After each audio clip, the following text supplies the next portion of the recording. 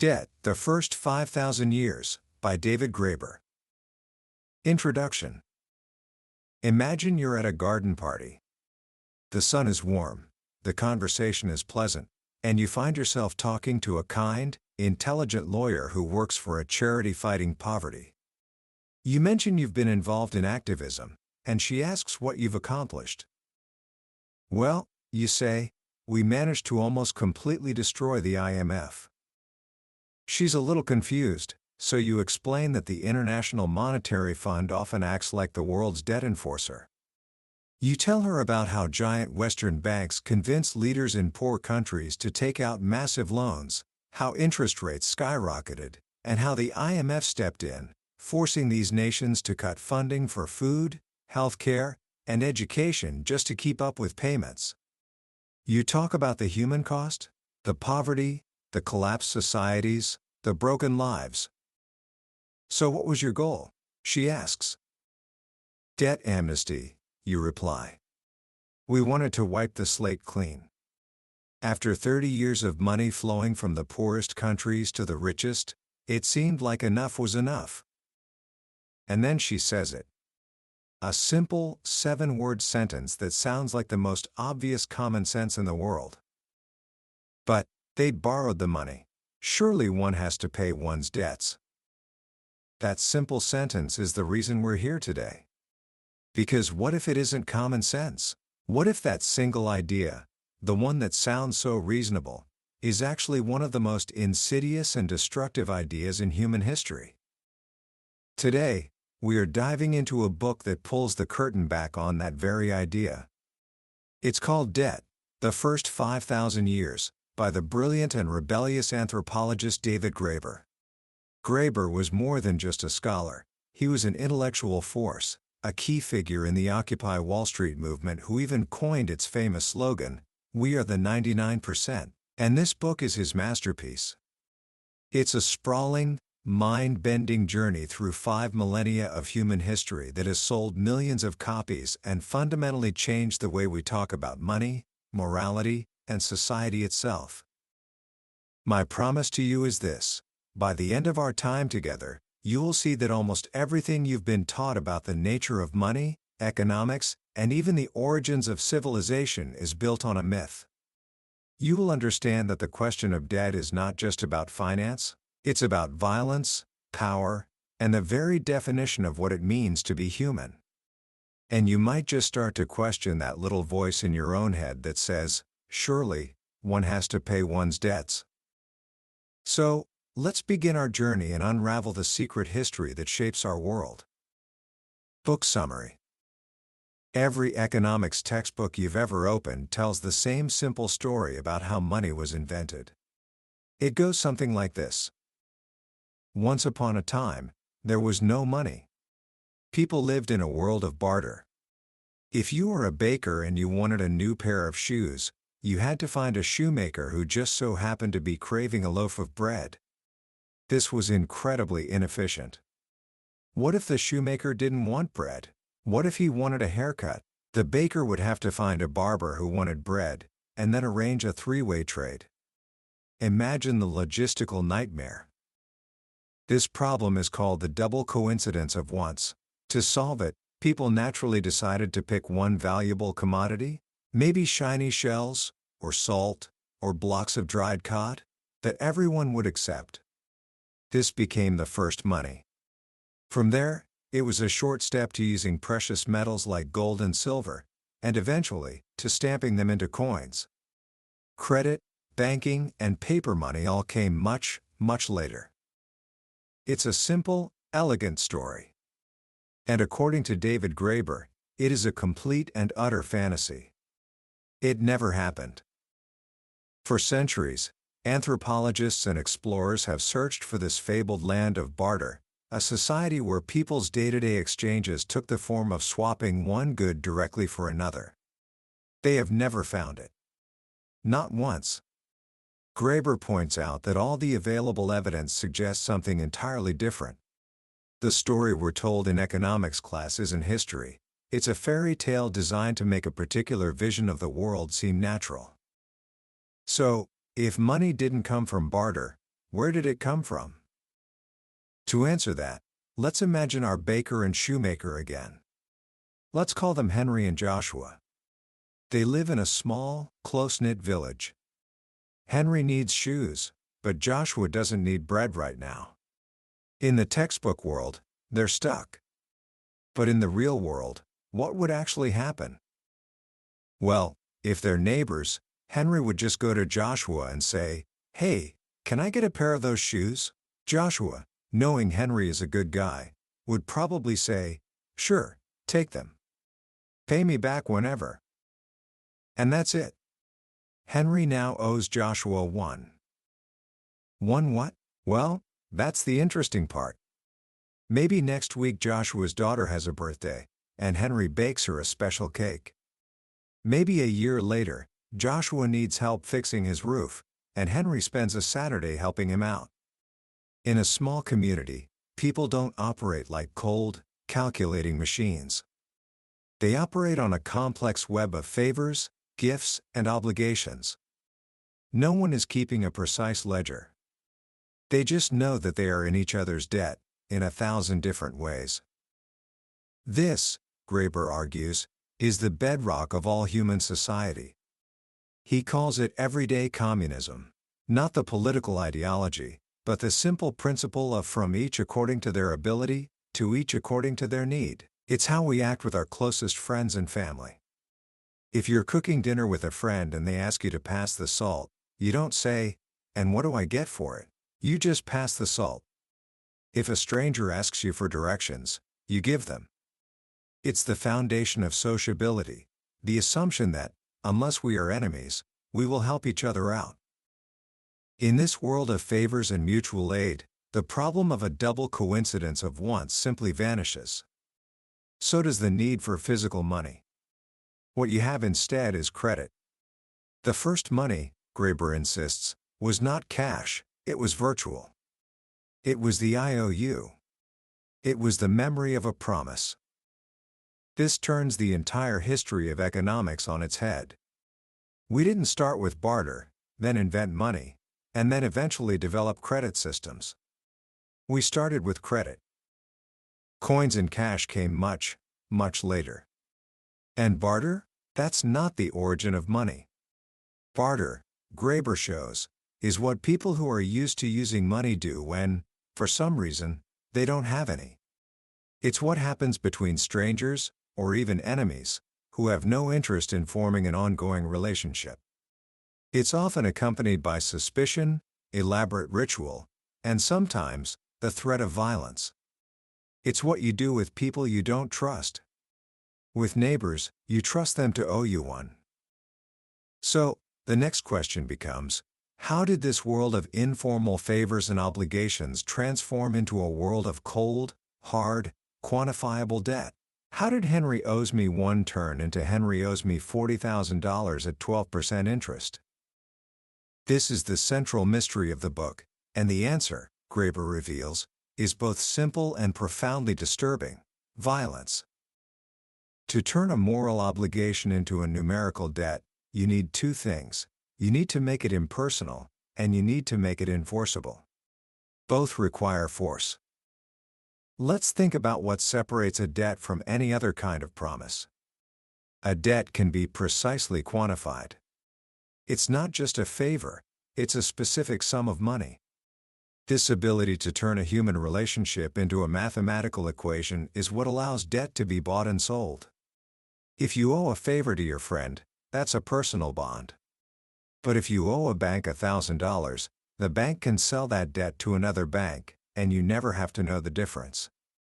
The human element is stripped away. Where does this quantification come from? Graeber argues that it doesn't come from friendly exchanges. It comes from the opposite, from injury and retribution. Imagine that instead of needing shoes, Henry's pig gets loose and destroys Joshua's garden. Joshua is furious. Maybe they get into a fight, and Henry accidentally breaks Joshua's arm. Now, this is a serious problem. If they don't resolve it, their families might be drawn into a blood feud that could last for generations. To prevent this, the community steps in. They have to figure out what Henry owes Joshua to make things right. This is the moment when people become legalistic and petty. This is when they start calculating. How much is a ruined garden worth? How much for a broken arm? Ancient law codes, from the Code of Hammurabi in Babylon to the early laws of Ireland and Wales, are filled with incredibly detailed lists of fines and compensations for every imaginable injury. So much for a lost eye, so much for a severed finger, so much for a blow to the head that exposes the brain. This is where money as a unit of account first becomes crucial. You need a way to compare the value of different things, cows, sacks of grain, silver rings, to establish a fair penalty. These early forms of money were what Graeber calls social currencies. They weren't used to buy and sell everyday items like bread or eggs. They were used to rearrange relationships between people, especially when those relationships had been broken by violence. They were used to pay blood wealth to avoid a feud, or bride wealth to arrange a marriage. And this brings us to the book's most profound insight about money. In these human economies, as Graeber calls them, a human life is the ultimate value. It is unique and incomparable. So, what happens when you arrange a marriage? A man's family gives a certain number of cattle or whale's teeth or brass rods to the woman's family. Colonial officials saw this and called it bride price, thinking the man was buying his wife. But anthropologists objected. "You're not buying a person," they said. "You can't sell her later. You are creating a bond, a relationship." Graeber takes this one step further. He says the payment isn't a payment at all. It is a token, an acknowledgement of a debt that can never be paid. You are taking a daughter, a sister, someone of infinite value. The only thing truly equivalent to a human life is another human life. The whale's teeth or cattle are a symbol, a physical representation of the fact that you now have an unpayable obligation to her family. The same is true for blood wealth. If you kill someone, you owe a life. Presenting a payment is a way of saying, we know we owe you a life, and we know that this payment is not a life. But it is a token of our recognition of this infinite debt, and we ask you to accept it so that we can restore peace. Money, in these human economies, begins as a symbol of the sacredness of human life. It is a way of marking the debts that are too profound to ever be repaid. So, how did this sacred symbol become a tool of oppression? This happens when human economies collide with what Graeber calls commercial economies, economies based on impersonal markets, driven by profit, and backed by state power. And historically, this collision is almost always driven by war and slavery. A slave, Graeber explains, is a person who has been ripped from their context. They have been torn away from their family, their community, all the relationships that made them a unique human being. In a sense, they are socially dead. Because they have been reduced to an isolated object, they can be bought and sold. They become a commodity. And the value of a slave becomes a standard by which other things can be measured. In ancient Ireland, for example, the standard unit of currency was the cumul, which literally means a female slave. The honor of a king was valued at 7 cummuls. What does it mean when the highest measure of a sacred person's honor is a unit representing a person with no honor at all? It means that honor is a zero-sum game. It is built on the degradation of others. This is the dark secret at the heart of our economic history. The real origins of money are not in peaceful barter, but in war, theft, and slavery. It is through violence that people are first ripped from their social worlds and turned into objects of exchange. It is through violence that human relationships are first transformed into the cold mathematics of debt. With this foundation, Graeber takes us on a sweeping tour of 5,000 years of history, revealing a startling pattern. He argues that human history has been defined by a great rhythm, an alternation between ages of credit money and ages of bullion, gold, and silver. The first great era, the age of the agrarian empires, from roughly 3,500 to 800 BC in Mesopotamia and Egypt, was an age of virtual credit money. The great temple and palace bureaucracies used money primarily as a unit of account, to keep track of debts and rations. Silver circulated, but most transactions, even in the marketplace, were on credit. This was also the age that invented interest-bearing loans. As peasants fell into debt to the powerful, they would lose their lands, and then their family members, and finally themselves, into debt peonage. The social crises became so severe that kings would periodically have to declare clean slates, general amnesties that canceled consumer debts and freed debt peons. The first word for freedom in any human language, the Sumerian amarji, literally means return to the mother, because that's what freed debt peons were allowed to do. Then comes what the philosopher Karl Jaspers called the Axial Age, from roughly 800 BC to 600 AD. This is the age of the Buddha, Confucius, and Socrates. It is also, not coincidentally, the age that invented coinage. Coins, Graeber argues, emerged almost simultaneously in Greece, India, and China, in each case linked to the rise of professional armies and massive warfare. Credit money works on trust. But a heavily armed soldier is the very definition of a poor credit risk. Soldiers need a form of payment they can carry with them and that will be accepted anywhere, no questions asked. Bullion is perfect for this. It is impersonal and portable. It's the money of war and plunder. This period, Graeber argues, saw the rise of what he calls the military coinage slavery complex. States minted coins to pay their soldiers. Soldiers were often paid with a share of loot from conquered cities. Conquest produced slaves, who were then put to work in mines to extract more gold and silver to mint more coins to pay more soldiers. It was a self-perpetuating cycle of violence. It was in this world of impersonal cash markets and constant warfare that the great philosophical and religious traditions were born. They were, in many ways, a reaction against it. They introduced a new kind of materialism, the idea that the world is made of abstract, quantifiable substance, just like money. But they also introduced the idea of a spiritual realm beyond the material, a world where the cold calculations of the market had no place. They were movements of peace that universally preached charity and condemned usury. For the first time, greed and generosity were seen as two opposing moral poles.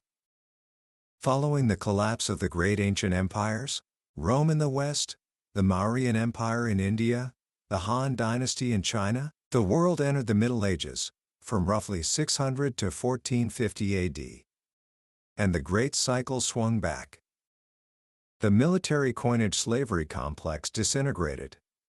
Gold and silver largely disappeared from circulation, locked away in the treasuries of monasteries, temples, and churches. Once again, economic life became dominated by virtual credit money. In Europe, people kept accounts in the old Roman currency, but transactions were made using tallies, promissory notes, and local arrangements of trust. In the Islamic world, a vibrant commercial economy flourished based almost entirely on credit instruments like the sak, the origin of our word check. In China, Buddhist monasteries became the first great centers of concentrated capital, pioneering complex financial instruments and even inventing paper money. Everywhere, the dominant institutions were religious. And everywhere, these religious authorities made it their mission to regulate economic life, protect debtors, and strictly forbid usury. Islam banned all interest on loans. The Catholic Church declared usury a mortal sin, threatening moneylenders with excommunication and damnation. Chinese governments repeatedly intervened to provide relief for indebted peasants. For most of the world's population, this was an enormous improvement over the brutality of the Axial Age. But then, around 1450, the cycle turned once more. We entered the age of the great capitalist empires. It began with a crisis. The medieval credit systems were breaking down. Bullion was in short supply. Then came the age of exploration. European adventurers, backed by a new fusion of warrior and merchant interests, set out in search of new sources of gold and silver. What they found, in the Americas, was a windfall of unimaginable proportions. The conquest of Mexico and Peru unleashed a torrent of bullion into the global economy. But as Graeber points out, very little of it stayed in Europe. The vast majority of American silver was shipped across the oceans to China. Why? Because around the same time, the Ming dynasty had abandoned its own long experiment with paper money and decided to base its tax system on silver. This created an almost insatiable demand for the metal. The modern world economy, Graeber argues, was born not from the Industrial Revolution, but from this vast global flow of silver. It created a system of interconnected empires, driven by the relentless pursuit of profit. And it brought back, with a vengeance, all the elements of the axial age. We saw the return of massive standing armies, predatory warfare, and chattel slavery on a scale never before seen in human history. The Atlantic slave trade can be seen as a gigantic chain of debt, stretching from European financiers to African traders, turning human economies into giant machines for the destruction of human beings. At home in Europe, the old systems of communal trust were systematically dismantled. Credit, which had been the fabric of society, was criminalized. Interest-bearing loans, once a mortal sin, became the engine of the economy. The state, which in the Middle Ages had often been kept at arm's length, now intervened with brutal force. Vagrancy became a capital crime. Debtors were thrown into horrifying prisons. The endless accumulation of wealth was no longer seen as a vice, but as the very purpose of human endeavor. This is the world that created modern capitalism. It wasn't a peaceful, gradual evolution. It was a violent transformation, one that remade our deepest conceptions of freedom, justice, and human nature. Even our idea of liberty, Graeber shows, comes from Roman slave law. The freedom of the market is, in its origins, the freedom of a master to do whatever he wants with his property, including his human property. Finally, this brings us to our current era, which began on August 15, 1971. On that day, President Richard Nixon announced that the U.S. dollar would no longer be redeemable in gold. With that single act, the world's last link to a bullion-based currency was severed. The great 500-year cycle had ended. We have returned, once again, to an age of virtual credit money. But this time, it is different. The new global credit money is not based on the trust of communities, but on the debt of nations. And at its heart lies the United States national debt, a debt that can never be repaid. The U.S. dollar is the world's reserve currency, the ultimate store of value, not because of the gold in Fort Knox, but because the U.S. government has over 800 military bases and the ability to drop a bomb anywhere on the planet. Our money is a promise, backed, ultimately, by a threat. The new global institutions that have emerged in this era, the IMF, the World Bank, are not designed to protect debtors, like the religious institutions of the Middle Ages. They are designed to protect creditors. They operate on the principle that, unless you are the United States Treasury, you must pay your debts, no matter the human cost. This has created a world where almost everyone is in debt. From students in America struggling with loans, to homeowners facing foreclosure, to entire nations in the global South caught in a perpetual debt trap. We have been taught to think of this as a moral issue, that to be in debt is to be a sinner, and to pay one's debts is the essence of virtue. But as Graeber's 5,000-year history shows us, this is a lie. Debt is not a sin. It is the perversion of a promise that has been corrupted by math and violence. The relentless drive to turn all human relationships into a series of quantifiable transactions has created a system that is not only morally bankrupt, but is now threatening to destroy itself. The financial crisis of 2008 was a stark reminder of this. It was a moment when the entire edifice of imaginary money came crashing down. The system was revealed to be a giant scam, built on reckless speculation, in which the perpetrators knew they could force their victims to bail them out. In the aftermath, we were told that we all had to tighten our belts, that we all had to pay for the crisis. But we did not all have to pay. The financiers were rescued. The debtors were not. The sacred principle that one must always pay one's debts was exposed, for all to see, as a tool of power. It applies to the weak, but not to the strong. Commentary. So, what do we take away from this epic journey through 5,000 years of history? It's a staggering amount of information, but if I were to boil it down to its essence, it would be this: the way we think about debt is not natural or inevitable. It is a product of a very specific and very violent history. The most powerful lesson in debt is the demolition of the idea that morality is about paying what you owe. Graeber forces us to ask a much deeper question: who really owes what to whom? Think about it in our own lives. We are told that we have a debt to society, a debt to our country, a debt to the economy. But what about the debt that society owes to us? What about the promise of a world where a child can grow up without being crushed by the financial burdens of their parents? What about the promise, as Martin Luther King Jr.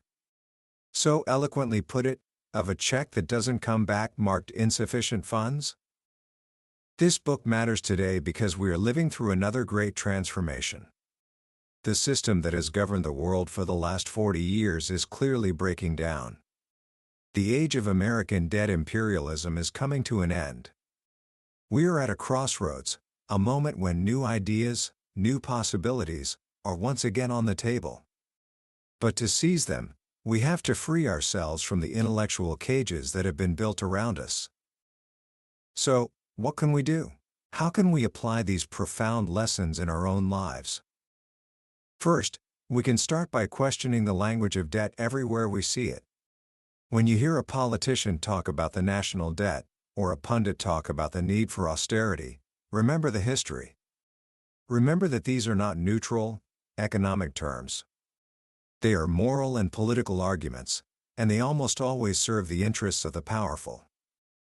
Second, we can consciously embrace and expand the everyday communism that Graeber identifies as the true foundation of our social lives. Recognize that the most meaningful relationships you have, with your family, your friends, your community, are not based on transactions. They are based on mutual aid, on an uncalculated willingness to support one another. These are not debts to be repaid, they are the substance of life itself. The more we can build our world on this principle, the less power the cold logic of debt will have over us. And finally, we can dare to imagine a different future. The book ends with a call for a modern-day jubilee, a clean slate for both international and consumer debt. This is not a naive fantasy, it is a recognition that these debts are human arrangements, and what humans have arranged, they can rearrange. To wipe the slate clean would not just relieve immense suffering, it would be a declaration that we are not slaves to our history. It would be an affirmation that freedom is not about the right to pay our debts, but about the right to decide, together, what it is we truly owe one another. That was the book summary of Debt, The First 5,000 Years by David Graeber. We've explored the grand sweep of his argument today, but a summary is like looking at a map of a vast and beautiful country. It can show you the borders, the major cities, the rivers, but it can't convey the feeling of walking through its forests or meeting its people. The real magic of this book lies in the details, the strange and wonderful stories, the startling connections, the moments when a single sentence can change the way you see everything. If anything we've talked about has sparked your curiosity, I urge you to pick up a copy. It is more than a book, it's an intellectual adventure that will arm you with a new way of seeing the world and your place in it. The link to the book is in the description. Also, if you found this summary valuable, Please hit that like button and subscribe to the channel so you don't miss our next journey into another life-changing book from the billionaire's bookshelf. Your support helps us continue to bring these powerful ideas to more people. Let's keep growing together.